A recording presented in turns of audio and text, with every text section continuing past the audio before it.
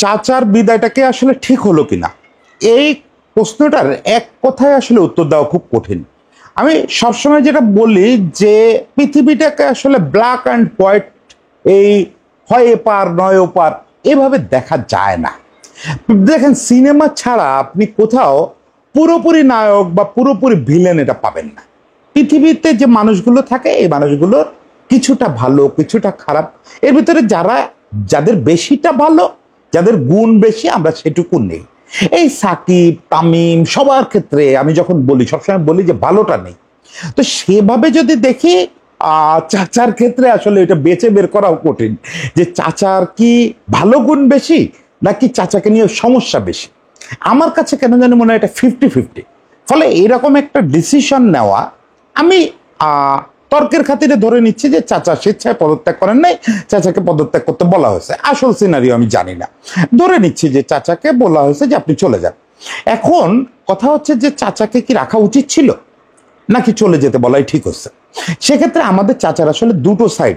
আচ্ছা, আমি চাচা চাচা বলতেছি, মানে খালেদ মাহমুদ সুজন। তো খালেদ মাহমুদ সুজনের আসলে দুটো সাইডই আমাদের একটু জানা দরকার। প্রথমত হচ্ছে সুজন ভাইকে নিয়ে যেসব অভিযোগ আছে সেগুলো অধিকাংশই পুরোপুরি সত্যি। সুজন ভাইকে নিয়ে যে অভিযোগগুলো আছে তার ভিতরে একটা বড় অভিযোগ হচ্ছে সুজন ভাই প্রায় সময় বিসিবিতে কনফ্লিক্ট অফ ইন্টারেস্ট ঘটায় রাখছেন, এবং সেটা মূলত পাপন ভাইয়ের অবিবেচনা প্রসূত সিদ্ধান্তের কারণে এই কনফ্লিক্ট অফ ইন্টারেস্ট হয়েছে। কেমন জিনিসটা? সুজন ভাই একাধারে একটা বেসরকারি প্রতিষ্ঠানের আন্ডারে, একটা একাডেমির প্রধান, একাডেমির কোচ, আবার সে বাংলাদেশের টপ একটা ক্লাব আবাহনী লিমিটেড সেটার কোচ, আবার বেক্সিমকো গ্রুপের যে একগাদা ক্লাব সেগুলোর সঙ্গে সে নানাভাবে জড়িত। এই গেল তার একটা সাইড। আরেকটা সাইড হচ্ছে সে বিসিবির একজন পরিচালক। এখন এর সঙ্গে চাচা আরো বিভিন্ন রোলে বিভিন্ন সময় রোল প্লে করছে। কখনো টিম ডিরেক্টর হয়েছে, কখনো ম্যানেজার হয়েছে, আর বিসিবি পরিচালক তো আছেই। এখন দেখেন রোলগুলোর ভিতরে পরস্পর বিরোধিতা কি ভয়ানক। আপনি যখন টিম ম্যানেজার হবেন, টিম ম্যানেজার হচ্ছে বিসিবি পরিচালকদের কর্তৃক নিয়োগপ্রাপ্ত একটা পদ। আপনি আবার বিসিবি পরিচালক, মানে আপনি বস, আপনি কর্মচারী, আপনি ঠিক করতেছেন যে আপনার রোল কি হবে, আবার আপনি সেই রোলে অভিনয় করতেছেন। এটা মারাত্মক কন্ট্রাডিক্টরি।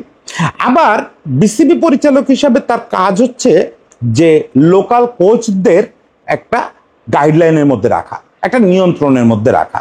সেখানে সে নিজেই কোচ এবং বড় একটা প্রতিষ্ঠানের কোচ, আবার একটা সিন্ডিকেট চালায়, এরকম একটা গ্রুপের সঙ্গে সে ইনভলভ। এখন কথা হচ্ছে তাহলে সে কার স্বার্থ দেখবে? সে কি বেক্সিমকো গ্রুপের স্বার্থ দেখবে, আবাহনীর স্বার্থ দেখবে, বাংলা ট্র্যাকের স্বার্থ দেখবে, না বিসিবির স্বার্থ দেখবে, আবার নাকি সে বাংলাদেশ ন্যাশনাল টিমের স্বার্থ দেখবে?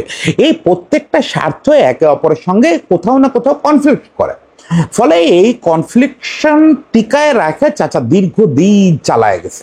এখন এখানে চাচার একটা বক্তব্য আছে, আমি চাচার একাধিক ইন্টারভিউ নিচ্ছি এই বিষয়ে। সে সবসময় বলে আমার পেশা তো কোচিং। বিসিবি ডিরেক্টর বাকি যারা আছেন তাদের সবার ব্যবসা আছে, কেউ জুতোর ব্যবসা করেন, কেউ ওষুধের ব্যবসা করেন, কেউ ব্যাংকের ব্যবসা করেন, কেউ অন্য ব্যবসা করেন। কিন্তু আমার তো আসলে কোনো ব্যবসা নাই, আমার তার কোনো আয়ও নাই। চাচা বহু আগে একসময় রিয়েল এস্টেটের ব্যবসা জড়াইছিল, সেখানে লস খায় সে আবার কোচিংয়ে ফিরে আসছে। এখন সেক্ষেত্রে চাচার একমাত্র আয়ের উৎস কোচিং। কথা তো সত্যি যে সে সেটা বন্ধ করলে চলবে কিভাবে? বিসিবি পরিচালক হিসেবে সে তো 5 টাকাও পায় না, এবং সে পাইতে চায়ও না। সে যদি বিসিবি পরিচালক হিসাবেই শুধু টিকে থাকে তাহলে তো তাকে দুর্নীতি করতে হবে, এবং সে অন্তত দাবি করে সে কোনো দুর্নীতির সঙ্গে ইনভলভ হয় না। তাহলে সমস্যা হচ্ছে যে চাচারকে টিকায় রাখতে গেলে এই কনফ্লিক্ট অফ ইন্টারেস্ট ত্যাগ করার কোনো উপায় নেই, কারণ চাচা কোচিং ছাড়বে না। কোচিং ছাড়লে আসলে এই লোকটা চলতে পারবে না, এবং তার প্যাশনও আসলে কোচিং। সে মারাত্মক প্যাশনেট, সেই গল্প একটু পরে আসতেছি, চাচার পজিটিভ নিয়ে যখন আলাপ করব। কিন্তু আমরা দেখতে পেলাম এই কনফ্লিক্ট অফ ইন্টারেস্টের কোনো শেষ হচ্ছে না, কারণ চাচার এই ইচ্ছাটাকে গুরুত্ব দিচ্ছে বোর্ড। সেক্ষেত্রে যেটা উচিত ছিল চাচাকে আসলে ওই রোলগুলোতেই রাখা। সে যেহেতু কোচিং নিয়ে প্যাশনেট, তাকে বিসিবির একজন কোচ হিসেবেই চাকরি দেওয়া যেত, বা এরকম কোনো একটা কিছু করা যেত। তা না করে তাকে বিসিবি ডিরেক্টরও বানানো হয়েছে, টিম ম্যানেজারও বানানো হয়েছে, আবার সে তার কোচিং করতেছে। এরকম একটা অবস্থা কনফ্লিক্ট অফ ইন্টারেস্টের মধ্যে ফেলছে, যার বিভিন্ন প্রবলেম, যার ফলে বিভিন্ন সময় তৈরি হয়েছে। দেখেন, মানে কি পরিমাণে কনফ্লিক্ট অফ ইন্টারেস্ট। সে আবার সাবেক খেলোয়াড়দের যে সংগঠন, মানে ক্রিকেটারদের যে সংগঠন কোঅপ, সেখানেও শীর্ষস্থানীয় নেতা। মানে একটা লোক নিজে কোচ, নিজে বোর্ড ডিরেক্টর, আবার কোঅপের নেতা। ফলে সে আসলে কার স্বার্থ দেখবে? এর ফলে বাংলাদেশে অনেক গোলমাল বাজছে। গোলমাল মানে ঝগড়াঝাটি না, অনেক জিনিস পেঁচায় গেছে, অনেক পেঁচায় গেছে। এবং দেখা গেছে এমন একটা অবস্থা তৈরি হয়েছে যে যারা চাচার আন্ডারে খেলে তারা এক ধরনের বাই ডিফল্ট এক ধরনের সুবিধা ন্যাশনাল ক্রিকেটে পায়। কারণ ওই যে চাচা আবার বোর্ড ডিরেক্টর, ফলে চাচা চাক বা না চাক, যখন ইয়েরা বিভিন্ন জুনিয়র পর্যায়ের নির্বাচকরা টিম করার জন্য বসে, তখন তাদের মাথায় এটা কাজ করে যে আমার বসই তো আবার ওদের কোচ। যখন সে একটা একাডেমির দায়িত্বে থাকে, ওই একাডেমি থেকে যে বাচ্চাটা ঢাকায় আসতেছে, যে কম্পিট করতেছে অন্য একটা একাডেমির বাচ্চার সঙ্গে ন্যাশনাল টিমে ঢোকার জন্য, বয়সভিত্তিক ন্যাশনাল টিমে, সেইখানে বিচার করার সময় একজন বয়সভিত্তিক নির্বাচকের মাথায় কাজ করে যে এই ছেলেটা সুজন চাচার ছাত্র। ফলে একাধারে সেটা যেমন ভাবে যে সুজন চাচা ভালো না হলে তো নেয় নাই, আবার এটাও ভাবে যে আমার তো বস সুজন চাচা, ফলে তারা অসন্তুষ্ট করা যাবে না। এই জিনিসটা সুজন ভাই চাক বা না চাক হয়ে আসতেছিল। ফলে যারা যারা বাংলা ট্র্যাকে খেলছে, সেখান থেকে যারা আবাহনীতে খেলছে বা শাহিনপুকুরে খেলছে, বেক্সিমকোর যে কোনো টিমে খেলছে, তারা এক ধরনের বাড়তি সুবিধা ওই ন্যাশনাল লেভেলে পাইছে। এটা একটা সংঘাত তৈরি করছে এবং এটা একটা কালচার নষ্ট করছে। ফলে চাচার এই ব্যাট ম্যাল প্র্যাকটিসটা অবশ্যই বিসিবির জন্য এবং ক্রিকেটের জন্য ক্ষতিকর ছিল, অবশ্যই। এছাড়া চাচাকে নিয়ে যে ছোটখাটো অভিযোগগুলো, সেগুলো আমি জবাব দেওয়া প্রয়োজন মনে করতেছি না। এই যে ক্যাসিনোতে যাওয়া, অমুক যাওয়া, তমুক যাওয়া, এইগুলো আসলে মানুষের ব্যক্তিগত ব্যাপার বলে আমি বিশ্বাস করি। তবে টিম ম্যানেজার থাকা অবস্থায় তিনি যদি শৃঙ্খলা পরিপন্থী কোনো কাজ করেন, ওটা আবার দলের জন্য ক্ষতিকর হয়।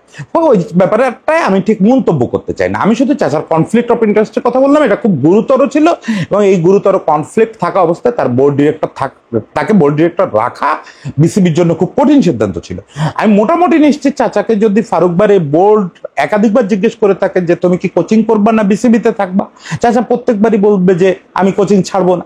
সে অবস্থায় বিসিবির আসলে তাকে সরে যেতে বলা ছাড়া তেমন কিছু করার নাই, যদি বিসিবি কনফ্লিক্ট অফ ইন্টারেস্ট এড়াতে চায়। এখন কথা হচ্ছে যে আমি যে শুরু করলাম ব্ল্যাক অ্যান্ড হোয়াইট না ব্যাপারটা, আপনি একবারে বলে দিলেন চাচা চলে না আর চাচা চলে না, তা তো না। বাংলাদেশের ক্রিকেটে খালেদ মাহমুদ সুজনের যে অবদান, এইটা তো কোনোভাবে অস্বীকার করা যাবে না। এক তো খেলোয়াড় হিসাবে, অধিনায়ক হিসাবে তার একটা ঐতিহাসিক অবদান আছে। সে খেলোয়াড় হিসাবে খুব স্কিলফুল খেলোয়াড় ছিল, এই দাবি তার ঘনিষ্ঠতম বন্ধুও করবে না। সে দেখেন মানে তার যে খেলোয়াড়ি স্টাইল, মানে ওই লোয়ার অর্ডারে ব্যাটিং আর 6 নাম্বার বোলার হিসাবে বোলিং, এটা দিয়ে তো তারকা হওয়া যায় না, মানে খেলোয়াড় হিসাবে নিজেকে প্রতিষ্ঠিত করা যায় না। যার ফলে তার আন্তর্জাতিক অভিষেক হয়েছে বেশ বয়স করে এসে। সে কিন্তু বাংলাদেশে ঘরোয়া ক্রিকেটের নিয়মিত মুখ ছিল। টেস্ট অভিষেক তো হয়েছে মাশরাফিদের সঙ্গে আসা, মাশরাফি তার 3 জেনারেশনের জুনিয়র, সে মাশরাফিদের সঙ্গে এসে টেস্ট অভিষেক হয়েছে। ফলে চাচা খেলোয়াড় হিসেবে কখনোই খুব টপ লেভেল ছিল না, কিন্তু চাচার খেলোয়াড় হিসেবে যে জিনিসটাকে আমরা কখনোই ভুলবো না, ভোলা উচিত হবে না, সেটা হচ্ছে যে চাচার সীমাবদ্ধতাকে জয় করে দলের প্রতি ডেডিকেশন। চাচা জানতো তার সীমাবদ্ধতা কি, যে আমি জোরে বল করতে পারি না, আমি খুব ব্যাটসম্যান না, কেতাদুরস্ত ব্যাটসম্যান না। এগুলোকে সে জয় করতো আসলে প্রবল নিবেদন দিয়ে, প্রবল কমিটমেন্ট দিয়ে। সে জীবন দিয়ে দিত মাঠে। সেইটা সে সূর্য তরুণের হয়ে খেলুক বা ওই যে কোনো একটা ছোট দলের হয়ে খেলুক, আবাহনীর হয়ে খেলুক বা ন্যাশনাল টিমের হয়ে খেলুক, যখন যে দলের হয়ে খেলতো এই দলের হয়ে জীবন দিয়ে দিত।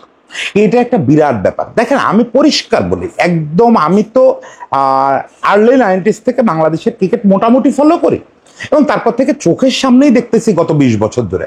আমি মুশফিকুর রহিমের আগে পরে খালেদ মাহমুদ সুজন ছাড়া এত ডেডিকেটেড ক্রিকেটার বাংলাদেশে দেখি নাই। হ্যাঁ, 2-1 ঘরোয়া ক্রিকেটে ডেডিকেটেড ক্রিকেটার ধরেন তাজিন সালে বা ডিকেন্স বাই, এদের কথা আমি বলতে পারবো, বা অলোক কাপালিও টু সাম এক্সটেন্ট, কারণ সে ন্যাশনাল টিম থেকে বাদ পড়ার পরেও দীর্ঘ একটা লড়াই চালায় গেছে বা যাচ্ছে এখন। ফলে এদের ডেডিকেশনও এক মানে স্যালুট পাওয়ার যোগ্য। কিন্তু সুজন ভাই আর মুশফিক অ্যাবভ অল তারা জাতীয় দলকে যতটা ওন করছে, যতটা বাংলাদেশের ফ্ল্যাগকে ওন করছে, ওই ফ্ল্যাগের জন্য যেভাবে রক্ত ঢেলে দিতে প্রস্তুত হয়েছে, এটা বাংলাদেশের বড় বড় সুপারস্টাররা করে নাই রে ভাই, করে নাই। ফলে এই ডেডিকেশনকে আপনার একটু সম্মান জানানো উচিত। আমি বলতেছি না সেই সম্মানের কারণে তাকে এখন রাখে দেন, সম্মান জানান, জাস্ট সম্মান জানান। চাচার আরেকটা কৃতিত্ব আমাদের মনে রাখতে হবে, এইটা আরো বড় কৃতিত্ব, এইটাকে আমি বলি ঐতিহাসিক ভূমিকা। কারণ ডেডিকেশন তো একটা মানুষকে ইতিহাসে জায়গা করে দিতে পারে না। আমি খুব নিবেদিত, ধরেন আমি ব্যক্তিগতভাবে দেবব্রত, আমি খুব নিবেদিত প্রাণ ছাত্র ছিলাম, মানে শিক্ষকদের প্রতি আমার ভক্তির কোনো অভাব ছিল না। কিন্তু ভাই আমি পড়াশোনা পারতাম না, আমি মূর্খ ঘোরানার লোক, ফলে আমার তো আর কেউ ফার্স্ট ক্লাস দিবে না আন্দাজি, আমি ইউনিভার্সিটিতেই চান্স পাই নাই। ফলে ডেডিকেশন কিছু মিন করে না, ইতিহাসে ডেডিকেশনের কোনো জায়গা নাই। ইতিহাসে কিসের জায়গা আছে? ইতিহাসের জায়গা হচ্ছে আপনার কোনো একটা আঁচড় কাটে যাইতে হবে, যে জিনিসটা ইতিহাসকে বদলায় দিবে, সেই কাজটাও সুজন ভাই করছে। না পাকিস্তানরে ওই যে কার্ডিফে ইসে হারানো, নর্দাম্পটনে হারানো, বা মুলতানে তার বীরত্বপূর্ণ বোলিং, এগুলোর কথা আমি বলতেছি না, এগুলো তো টিম মেম্বার হিসাবে সে করবে, তার ডেডিকেশন আছে, সে উঠাট করে এটা করে ফেলবে।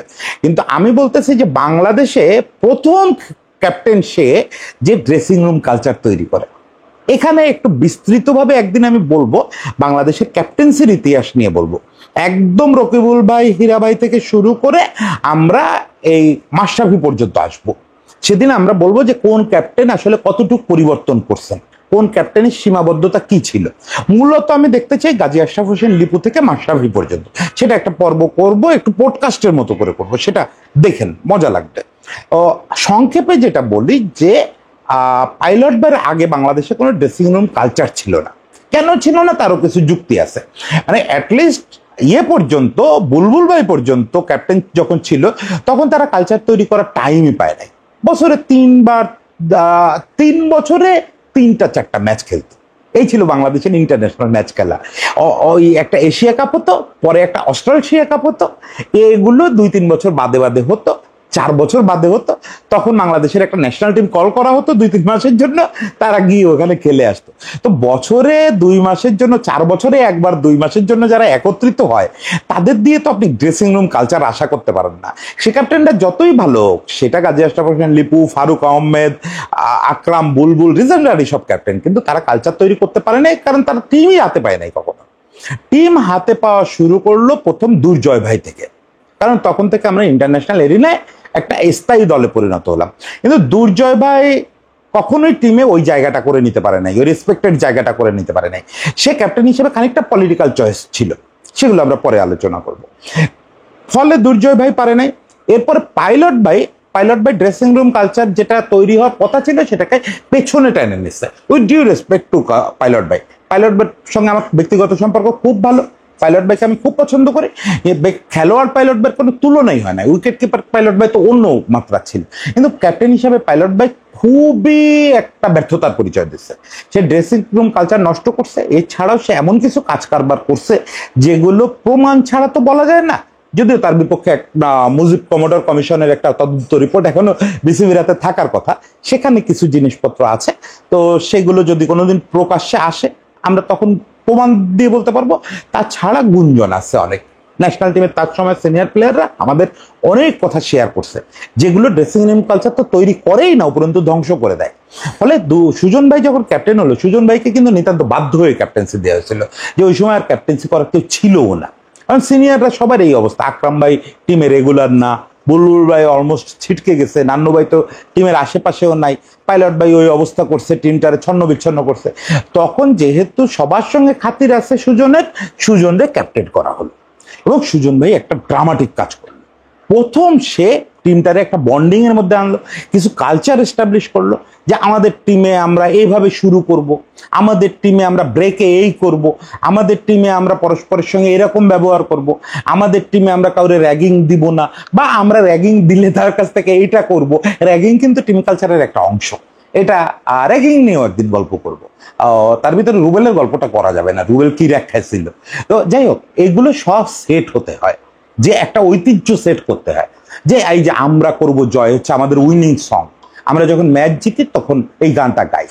এই যে কালচারগুলো ডেভেলপ করা, এগুলো তো কাউকে না কাউকে করতে হয়। এই কাজটা শুরু করলো সুজন ভাই, প্রথম একটা টিম বন্ডিং হলো।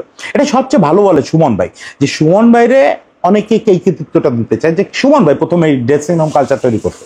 সুমন ভাই বলে যে এটা পরিষ্কার মিথ্যা কথা, সুমন ভাই এটাতে একটা ফ্যামিলি এনভায়রনমেন্ট দিচ্ছে, এটা সত্যি, কিন্তু প্রথম কালচারটা শুরু করছে সুজন ভাই। ফলে সুজন ভাইয়ের এই কৃতিত্বটা আমাদের মনে রাখতে হবে। তবে এগুলো কোনোটা দিয়ে তার বিসিবি পরিচালক পদে জায়েজ করা যায় না, বিসিবি পরিচালক হিসাবে তার একটা অসাধারণ ভূমিকা আছে, সেটা কি গেম ডেভেলপমেন্ট চেয়ারম্যান হিসাবে গত 7-8 বছরে খালেদ মাহমুদ সুজন একটা অবিশ্বাস্য রোল প্লে করছেন। দেখেন একটা কথা বলি, গত 12 বছর বিসিবি অলমোস্ট কোনো ফাংশন করে নাই। বিসিবির গ্রাউন্ডস কমিটি ফাংশন করে নাই, বিসিবির মিডিয়া কমিটি ফাংশন করে নাই, বিসিবির কোনো একটা কমিটি ঠিক মতো ফাংশন করে নাই, ফাংশনই করে নাই। এটার একটা বড় কারণ ছিল হচ্ছে যে সব ডিসিশন ছিল প্রেসিডেন্ট কেন্দ্রিক। প্রেসিডেন্টের ডিসিশন দিতে একেবারে ছোট ছোট ব্যাপারে, যে কিউরেটর গামিনী থাকবে কি থাকবে না, এই ডিসিশনটা প্রেসিডেন্ট নিত। ফলে কোনো কমিটি ফাংশন করে নাই। এই কোনো কমিটি ফাংশন না করায় বিসিবি স্থবির হয়েছিল, যার নানা রকম ফসল আপনারা দেখছেন। কিন্তু একটা জিনিস তো আপনাকে মানতে হবে যে এই সময়টায় আমরা কিছু জায়গায় খুব ডেভেলপ করছে। যেমন আমাদের বয়সভিত্তিক ক্রিকেট একটা অস্বাভাবিক লাভ দিচ্ছে, আমাদের ওই বয়সভিত্তিক যে স্ট্রাকচার দেশ জুড়ে, এটাতে একটা ভয়াবহ পরিবর্তন আসছে। এবং আমরা বিভিন্ন HP camp, Bangla Tigers camp, অমুক তমুক এই ব্যাপারগুলো দাঁড় করেছি। এগুলো কিভাবে দাঁড়ালো? কারণ বিসিবির একটা উইং স্বাধীনভাবে কাজ করে গেছে, একটা উইং অবিশ্বাস্য কাজ করছে, সেইটা হচ্ছে বিসিবির গেম ডেভেলপমেন্ট উইং। এবং সেই গেম ডেভেলপমেন্টের চেয়ারম্যান কিন্তু পদত্যাগ করার আগ পর্যন্ত সুজন ভাই ছিলেন। গেম ডেভেলপমেন্ট উইং এ উনি যে যে কাজ করছেন এটা নিয়ে একটা বিরাট আলোচনা সভা করা যায়।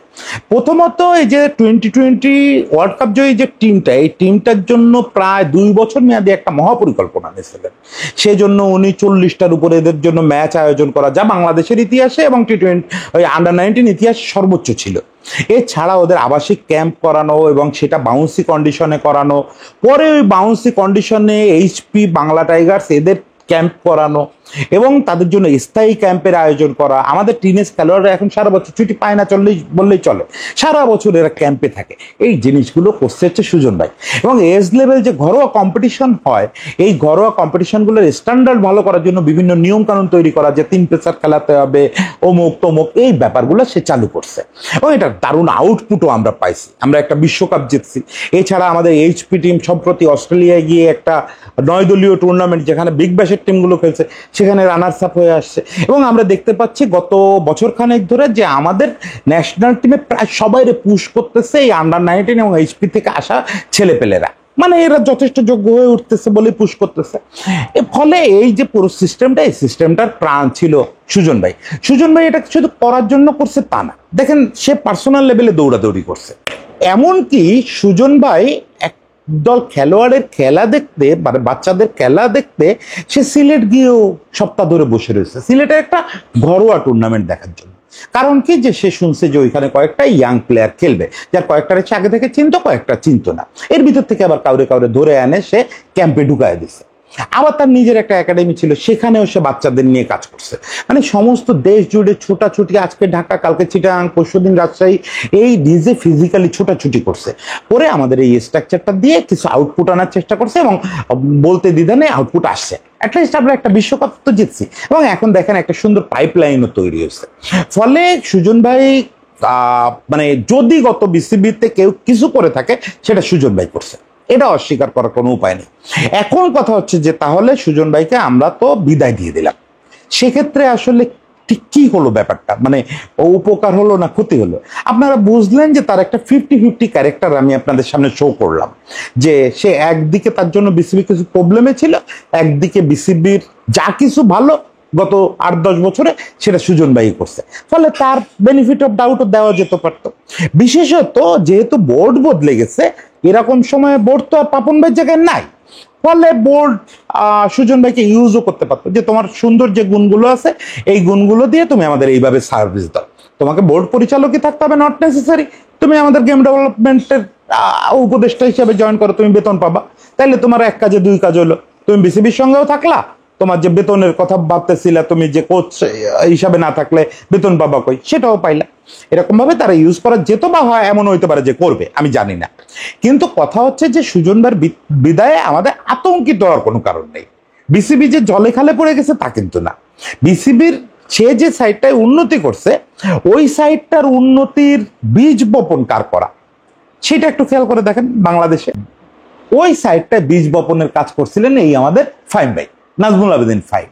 সেই রিচার্ড ম্যাকেন, সারোয়ার, ইমরান ভাই সহ রতন ভাইদের টিম, এদের সবাইরে নিয়ে ফাহিম ভাই বাংলাদেশের গেম ডেভেলপমেন্টে শেপ দিচ্ছেন।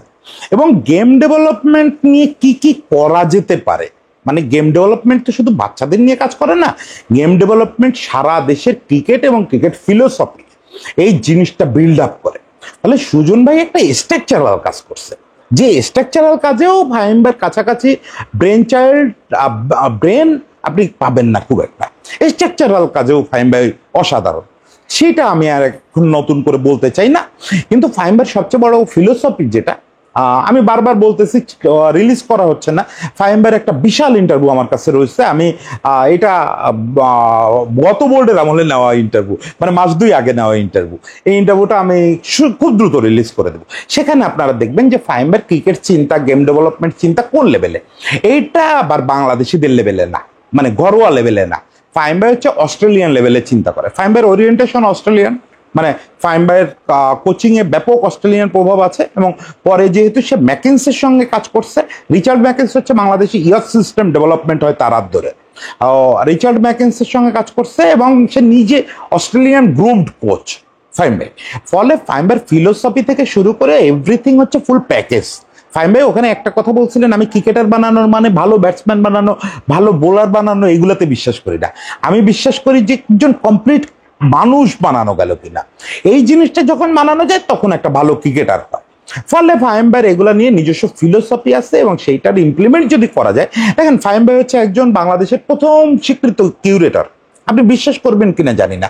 ফাহিম ভাই আপনারা সবাই কোচ হিসাবে জানেন, ডেভেলপমেন্ট বিশেষজ্ঞ হিসাবে জানেন। আপনারা জানেন ফাহিম ভাই বাংলাদেশের প্রথম টেস্টের উইকেট বানানো তার, নিজে হাতে উইকেট বানাইছে সে স্বীকৃত লাইসেন্সড কিউরেটর। কারণ কি, সে জানে যে আমি যদি গেম ডেভেলপমেন্টের পুরাটা অ্যাপ্লাই করতে যাই, আমি একটা মানে ক্রিকেটারকে ক্রিকেটার হিসেবে গড়ে তুলতে চাই, ওই ক্রিকেটার হিসেবে গড়ে তোলার জন্য আমার একটা ভালো উইকেটও লাগবে। এখন সেটা আমি আরেকজনকে বলবো ও কি করতেছে আমি বুঝবো না, তা তো হয় না। ফলে আমার ওই জিনিসটাও শিখতে হবে, ওই জিনিসটাও সে লাইসেন্সড কিউরেটর হয়েছে। একইভাবে ফাহিম ভাই ক্রিকেটের যতগুলো সেক্টর হতে পারে, যেমন ফাহিম ভাই দুর্দান্ত ক্রিকেট লেখক, এবং সেটা কিন্তু মুখে বলেন আরেকজন লেখে তা না, ফাহিম ভাই নিজে লেখেন। ফাহিম ভাই ক্রিকেটের যতগুলো আসপেক্ট আছে সবগুলোতে স্পেশালাইজড। ফলে আমার ধারণা যে যেহেতু সুজন ভাই থাকলেন না, এখন গেম ডেভেলপমেন্টের পুরো ব্যাপারটা আবার ফাহিম ভাইয়ের হাতে চলে যাবে। ফাহিম ভাই বিভিন্ন সময় বাংলাদেশে গেম ডেভেলপমেন্টের প্রধান ছিলেন, মানে গেম ডেভেলপমেন্টের ম্যানেজার ছিলেন, প্রধান ছিলেন, কিন্তু ফাহিম ভাই বেশিরভাগ সময় তার ফুল আইডিয়া ইমপ্লিমেন্ট করতে পারেন নাই। তার সঙ্গে বিসিবি নানাভাবে অন্যায় করছে, তারে এমনকি ঠেলতে ঠেলতে ঠেলতে ঠেলতে ফাহিম ভাই কোথায় দেওয়া যায়, কোথায় দিলে কাজ করতে পারবে না, কোথায় দিলে ফাহিম ভাইরে তো বের করে দিতে দেওয়ার সাহস পাপন ভাইদের ছিল না। ফাহিম ভাই যে ফিগার, ইন্টারন্যাশনালি রিপুটেড একটা কোচ, তারে কেমনে বের করে দেয়। ফলে ফাহিম ভাইরে একদম ঠেলতে ঠেলতে ঠেলতে ঠেলতে শেষ পর্যন্ত নারী ক্রিকেটে নিয়ে গেছিল। সেখানেও ফাহিম ভাই নারীদের এশিয়া কাপ জিতে আসছে। মানে ফাহিম ভাইরে কোথায় দিবেন আপনি, দিলেই সেখানে সাফল্য পাবে, যদিও সেই সাফল্য ফাহিম ভাই স্বীকার করতে চায় না। সেটাও দেখবেন ইন্টারভিউতে, ফাহিম ভাই স্বীকার করতেছে না। তো যাই হোক, ফাহিম ভাইয়ের গুণগান করা আজকের উদ্দেশ্য না, আমার বলার উদ্দেশ্য হচ্ছে যে সুজন ভাইয়ের অবদান আমরা স্বীকার করব এবং শ্রদ্ধার সঙ্গে তারে স্মরণ করব। একই সঙ্গে আমি আশা করব সুজন ভাই এখন তার কোচিং জীবনে আরো ভালো করে সময় দিবেন এবং সুজন ভাইয়ের মাধ্যমে আমাদের ক্রিকেট আরো অনেক কিছু পাবে। কিন্তু গেম ডেভেলপমেন্টকে সুজন ভাই যেভাবে সাজায় রেখে গেছেন, এইটারে আরো বড় পরিসরে ফিলোসফিক্যালি একটা বড় চেহারা দায়িত্ব দেওয়ার লোকটা বোর্ডে আছে এবং সে এখন ঠিক করবে যে আসলে বাংলাদেশের গেম ডেভেলপমেন্ট কোথায় যেতে চায়, কোথায় নিয়ে যাওয়া যায়। এখন কিন্তু স্কাই ইজ দ্য লিমিট, কারণ ফাহিম ভাই ওখানে আছেন।